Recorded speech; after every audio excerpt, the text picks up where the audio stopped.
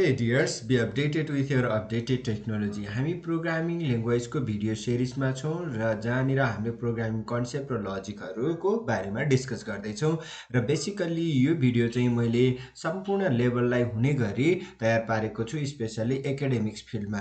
र जो एकाडेमिक फिल्डमा हुनुहुन्न यो भिडियोलाई स्किप गर्न सक्नुहुन्छ। र बेसिकल्ली यो भिडियो चाहिँ क्लास 10, ग्रेड 10, 11, 12 र बेचलर लेभलको स्टुडेन्टलाई हुने गरी मैले प्रिपेयर गरेको छु। र आजको यो भिडियोमा हामी डिस्कस गर्न गइरहेका छौँ types are generations of programming language based on generations types of programming ल्याङ्ग्वेजको बारेमा। सो यहाँनिर मैले ब्रोडली क्याटेगोराइज हामी गर्न सक्छौँ, जस्तै लो लेभल ल्याङ्ग्वेज र हाई लेभल ल्याङ्ग्वेज।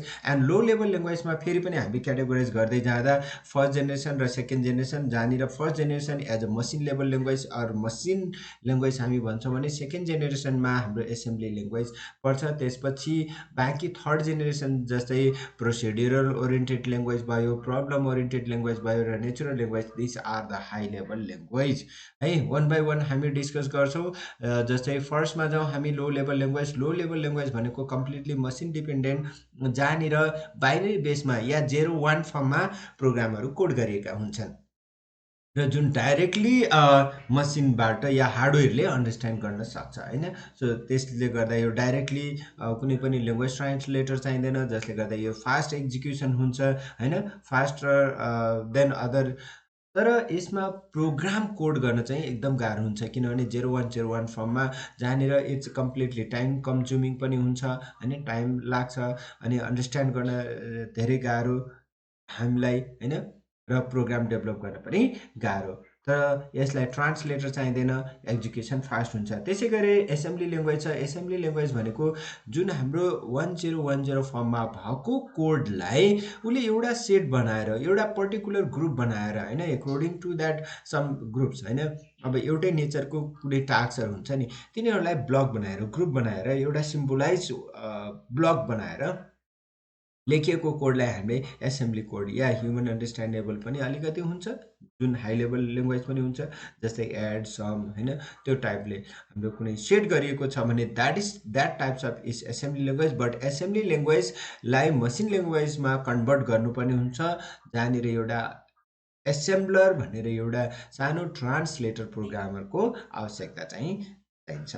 अब यसको एडभान्टेजेसको कुरा गर्ने भने इट रिक्वायर्स लेस मेमोरी होइन, less execution time than high level language. तर हामीले त्यो चाहिँ देख्छौँ नै।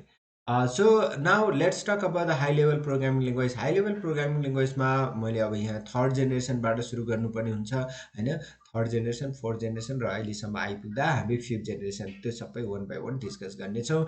सो यो चाहिँ हाई लेभल भन्ने बित्तिकै ह्युमन डिपेन्डेन्ट होइन, या human understandable machine independent language हामीले भन्छौँ। मसिनमा डिपेन्डेन्ट हुँदैन, मसिन डाइरेक्टली युज गर्न सक्दैन।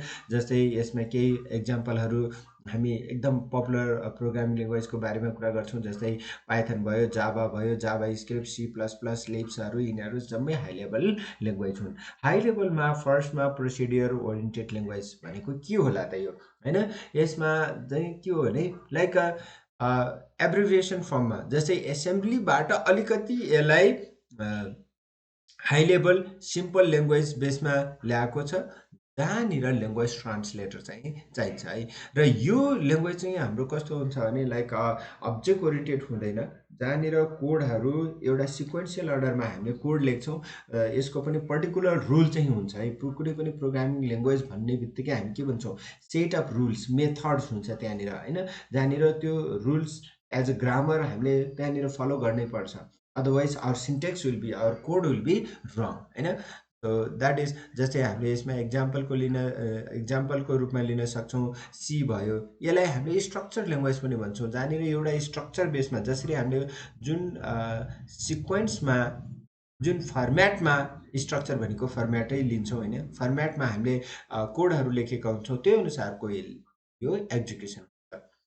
जस्तै फर्स्टबाट डाइरेक्टली अर्को ठाउँमा जम्प होइन कि, हामीले जसरी इन्स्ट्रक्सन दिएका छौँ त्यो अनुसारको प्रोग्राम एक्जिक्युट हुँदै जान्छ। र यसको लागि छुट्टै हामीलाई प्रोग्राम एडिटरको जरुरत पर्छ, कम्पाइलरको होइन, ताकि हामीले लेखेको कोड हामीले कोड पनि लेख्न सकौँ र त्यो लेखेको कोड पनि कम्पाइल गरेर एक्जिक्युट गर्न सकियोस्। र त्यो चाहिँ कस्तो हुन्छ भने अब हामीले पछि गएर डिटेलमा हामी पढ्ने नै छौँ होइन। जस्तै हामीले कुनै हाई लेभलमा प्रोग्राम लेख्यौँ र त्यसपछि त्यसलाई अब्जेक्ट जसलाई हामीले कोड लेख्छौँ त्यसलाई हामी सोर्स कोड भन्छौँ भने त्यसलाई अब्जेक्ट कोडमा कन्भर्ट गर्नुपर्ने हुन्छ, जसको लागि यहाँनिर कन्भर्टर चाहिन्छ होइन। जस्तै त्यो कन्भर्टर चाहिँ हाम्रो दुईवटा हुनसक्छ, यदि कम्पाइलर हुनसक्छ या इन्टरप्रेटरको रूपमा हुनसक्छ। र यो इन्टरप्रेटर कम्पाइलर हामी फेरि तल डिस्कस गर्ने नै छौँ। र यसको एडभान्टेज डिसएडभान्टेज तपाईँहरूले देख्न सक्नुहुन्छ। त्यसै गरेर अब्जेक्ट ओरिएन्टेड प्रोग्राममा हाम्रो अर्को थर्ड जेनेरेसन प्रोग्रामको रूपमा लिएको छ। यो चाहिँ अब्जेक्ट ओरिएन्टेड प्रोग्राम भनेको हाम्रो अब्जेक्ट बेसमा, किनभने रियल वर्ल्ड बेसमा हाम्रो जाओस् होइन। वान बाई वान अब्जेक्ट्सहरू हामी जुन देख्छौँ त्यो रियल बेसमा त्यसलाई अब्जेक्ट मानेर त्यसका फङ्सन्सहरू दिने, त्यसका फिचर्सहरू बनाउने र त्यसलाई फङ्सनेबल बनाउने काम गरिन्छ है। लाइक रियल वर्ल्ड बेसमा भएको, जस्तै हामीले यहाँनिर देख्न सक्छौँ नि कुनै एउटा बटन अर्थात् टेलिफोनको आइकन राख्थ्यो, त्यसमा क्लिक गरिसकेपछि त्यसको फिचर्सहरू हामीले युज गर्न पाऊँ। सो इट रिक्वायर्ड लेस होइन, इजी फर द प्रोग्रामरको लागि इजी हुन्छ, तर प्रोसेसिङको लागि चाहिँ it is slower than other program होइन, जस्तै अदर लेभल अफ ल्याङ्ग्वेज। त्यसै गरी जब हाम्रो अर्को छ natural language. So in natural language you can find like it's natural होइन, it is still in process also, हामी त्यो पनि भन्न सक्छौँ। So it's like visual programming language होइन, like it's logic programming language पनि भन्छ, फर्मल ल्याङ्ग्वेज पनि भन्छ होइन, जहाँनिर क्लस्टर्स अफ लजिक्सहरू हुन्छ। र त्यसले जस्तै यो चाहिँ हाम्रो रोबोटिक्समा देखौँ होइन, उसले आफैले पनि ल्याङ्ग्वेज बनाउन सक्छ, उसले आफैले लर्न गर्छ र त्यो अनुसारको इन्स्ट्रक्सन गर्छ, प्रोग्राम आफैले गर्न सक्छ। That is okay. Like where we can find all different parts होइन, जस्तै अब उसले जस्तै फेसियल एक्सप्रेसन हुन्छ होइन, फिङ्गर प्रिन्ट उसले अन्डरस्ट्यान्ड गर्छ। So this all are based on natural language. उसले बाहिरको लागि हाम्रो युजर्सको इन्स्ट्रक्सन मात्र वेट गर्दैन कि, like it can accept from the outer of environment होइन, based on light, based on sound, based on weight होइन, त्यो पनि इनपुट लिन सक्ने ल्याङ्ग्वेजलाई हामी नेचुरल ल्याङ्ग्वेज भन्छौँ। यसको पनि एडभान्टेज डिसएडभान्टेजहरू तपाईँहरूले हेर्न सक्नुहुन्छ। So I think it's a very easy and understandable. So see you next video. यहाँहरूलाई कस्तो लागिरहेछ, पक्कै पनि राम्रो लागिरहेछ भने लाइक, सेयर, सब्सक्राइब गरिदिनु।